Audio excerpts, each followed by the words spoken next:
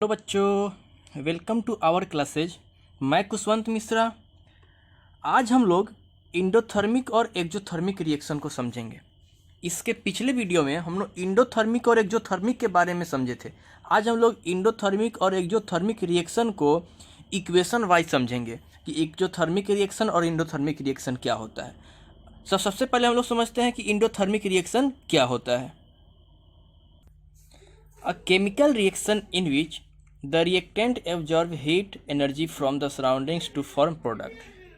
कि वैसा chemical reaction जिसमें रिएक्टेंट को हम लोग हीट सप्लाई करते हैं प्रोडक्ट के फॉर्मेशन के लिए, यानी रिएक्टेंट हीट को एब्जॉर्ब करता है तो क्या फॉर्म करता है? प्रोडक्ट। यानी कि जो रिएक्टेंट है ये हीट को गेन करेगा तो क्या फॉर्म होगा? प्रोडक्ट। तो इसको हम लोग क्या बोलते हैं? Endothermic reaction. यानी कि हम इसे हीट को सप्लाई करेंगे, इसको हम हीट जब सप्लाई करेंगे, यानी ये क्या चीज़ है? हीट एनर्जी है। हीट एनर्जी जब हीट एनर्जी सप्लाई करते हैं तो उसको हम लोग क्या बोलते हैं? इंडोथर्मिक रिएक्शन बोलते हैं। अगर हम लोग एग्जाम्पल का बात करें इंडोथर्मिक का, तो इसका एग्जाम्पल होगा melting of ice,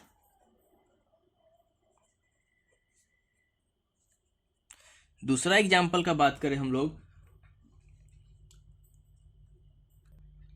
cooking of food, melting of solid salt, photosynthesis. ये सारा क्या है? एक इंडोथर्मिक का एग्जाम्पल है।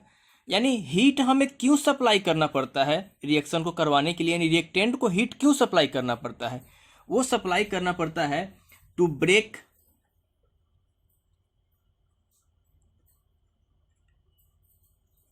Chemical bond.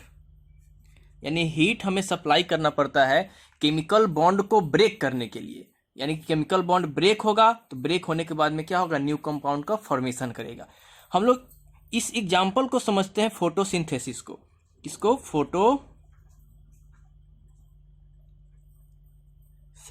को एग्जाम्पल से समझते हैं।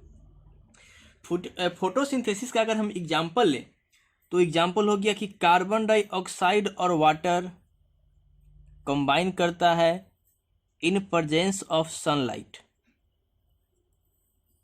इन प्रेजेंस ऑफ सनलाइट तो ये बनाता है क्या चीज? ग्लूकोज C6H12O6 और कुछ अमाउंट ऑफ ऑक्सीजन को भी बाहर निकलता है। इसको अगर हम लोग बैलेंस करेंगे, यानी कि 6 6 और 6, इसमें क्या है? जब कार्बन और क्या चीज वाटर को कंबाइन करने के लिए सनलाइट का हीट चाहिए, यानी इसमें हम क्या दे रहे हैं? हीट दे रहे हैं। यानी हीट इन किया सिस्टम में तो क्या कहलाएगा? वो इंडोथर्मिक कहलाएगा। और एग्जाम्पल हम लोग देखते हैं, जैसे कि हमें बनाना है वाटर H2+O2। इसको बनाने के लिए हमें थोड़ा हीट देना पड़ता है, यानी क्या बनेगा? H2O। तो सिस्टम में हम क्या दे रहे हैं? हीट दे रहे हैं। तो हीट जब इन करेगा सिस्टम में तो क्या कहलाएगा? इंडोथर्मिक कहलाएगा। और जैसे हम लोग देखें कि हम लोग देखते हैं कि हाइड्रेट सॉल्ट होता है। हाइड्रेट सॉल्ट, जब इस हाइड्रेट सॉल्ट को हम लोग हीट करते हैं तो एनहाइड्रस सॉल्ट में कन्वर्ट हो जाता है। ये एनहाइड्रस सॉल्ट में कन्वर्ट हो जाता है। इसका मतलब क्या? हाइड्रेट सॉल्ट का वैसा सॉल्ट जिसमें कुछ वाटर मॉलिक्यूल ऐड होता है। हाइड्रेट का मतलब होता है वाटर मॉलिक्यूल, कुछ वाटर मॉलिक्यूल सॉल्ट में ऐड होता है। उसको जब हम लोग हीट करते हैं तो उसमें से वाटर मॉलिक्यूल बाहर निकल जाता है। जैसे CuSO4 × 7H2O, यह है कॉपर सल्फेट हेप्टाहाइड्रेट। 7 का मतलब हेप्टा, कॉपर सल्फेट हेप्टाहाइड्रेट, इसको हाइड्रेट सॉल्ट बोलते हैं। जब हम इसमें हीट सप्लाई करते हैं, यानी इसको जब हीट करते हैं, इसमें जब हीट इन करते हैं तो ये वाटर मॉलिक्यूल टूट जाता है, यानी बनता है CuSO4 और साथ में क्या चीज़? H2O, 7 molecule of H2O। इसमें क्या है? हम लोग हीट इन किए तो ये वाटर मॉलिक्यूल बाहर निकल गए और ये जो सॉल्ट बना CuSO4 ये है एनहाइड्रस सॉल्ट। यानी इस सिस्टम में हम लोग क्या किए, हीट को इन कराए हैं, तो इसको हम लोग क्या बोलेंगे, इंडोथर्मिक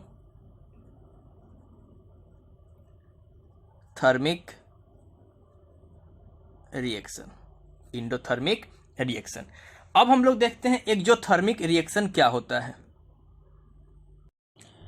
एक्जोथर्मिक रिएक्शन क्या होता है, a chemical reaction in which energy is released in the form of heat and light. यानी कि वैसा केमिकल रिएक्शन जिसमें हीट बाहर की ओर रिमूव होगा एज अ प्रोडक्ट, उसको हम लोग क्या बोलते हैं, एक्जोथर्मिक रिएक्शन बोलते हैं।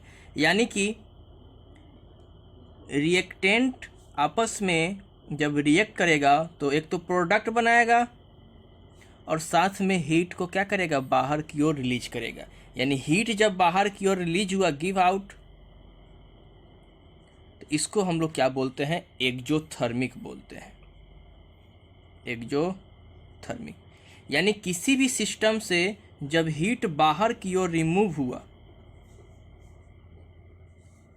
तो इसको हम लोग क्या बोलते हैं, एक्जोथर्मिक बोलते हैं। इस एक्जोथर्मिक रिएक्शन में ध्यान क्या देना है कि रिएक्टेंट जब क्या करेगा, कंबाइन करेगा, या फिर रिएक्टेंट जब आपस में रिएक्ट करेगा तो प्रोडक्ट का फॉर्मेशन होगा और साथ में क्या चीज़, हीट का फॉर्मेशन होगा। इस एक्जोथर्मिक रिएक्शन को हम लोग एग्जाम्पल से देखते हैं। एग्जाम्पल, अगर हम लोग एग्जाम्पल का बात करें तो सबसे पहला बर्निंग।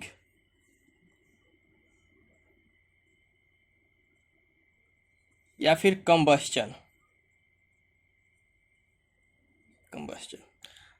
जैसे बर्निंग और कंबस्चन का मतलब क्या है कि वैसा केमिकल रिएक्शन जिसमें हीट रिलीज होता है, क्या चीज़ में, रिएक्शन के दौरान। जैसे कार्बन है, इस कार्बन को ऑक्सीजन के प्रेजेंस में हम लोग क्या करेंगे, बर्न करेंगे। तब क्या होगा, कार्बन डाइऑक्साइड बनाएगा और साथ में लार्ज अमाउंट ऑफ क्या चीज़ रिलीज करेगा, हीट को रिलीज करेगा। Large amount of heat release करेगा। तो यहाँ पे प्रोडक्ट के रूप में हीट रिलीज हो रहा है, तो इसको हम लोग क्या बोलेंगे, एक्जोथर्मिक रिएक्शन बोलेंगे। दूसरा CH4, ये मीथेन है। यानी कि मीथेन को जब ऑक्सीजन के प्रेजेंस में बर्न करेंगे तो इसमें क्या होगा, कार्बन डाइऑक्साइड बनाएगा, फिर वाटर, और साथ में लार्ज अमाउंट ऑफ क्या रिलीज करेगा, हीट रिलीज करेगा। यानी हीट रिलीज हो रहा है एज अ प्रोडक्ट, तो इसको हम लोग क्या बोलेंगे, एक्जोथर्मिक रिएक्शन बोलेंगे। और एग्जाम्पल का हम लोग बात करते हैं तो न्यूक्लियर फिजन। न्यूक्लियर फिजन, जब न्यूक्लियर फिजन होता है तो इसमें लार्ज अमाउंट ऑफ क्या रिलीज होता है, हीट रिलीज होता है। तो ये भी किसका एग्जाम्पल है, एक्जोथर्मिक।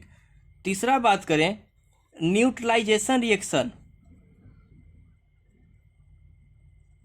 न्यूट्रलाइजेशन रिएक्शन यानी कि जब एसिड और बेस आपस में रिएक्ट करता है, यानी कि एसिड और बेस आपस में रिएक्ट करता है तो एक तो सॉल्ट बनाता है और साथ में क्या चीज़, वाटर, और इसके साथ हीट भी रिलीज करता है।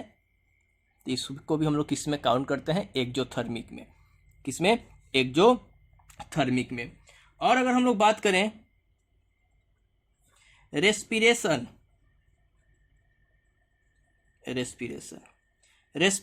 रेस्पिरेशन को भी हम लोग किस में काउंट करते हैं, एक्जोथर्मिक रिएक्शन में। कैसे, यानी रेस्पिरेशन क्या है, एक वैसा प्रोसेस है जिसमें ग्लूकोज ऑक्सीजन के प्रेजेंस में हम लोग क्या करते हैं, ब्रेक करते हैं, किसमें, सिंपलर सब्सटेंस में, यानी इनटेक करते हैं ऑक्सीजन को।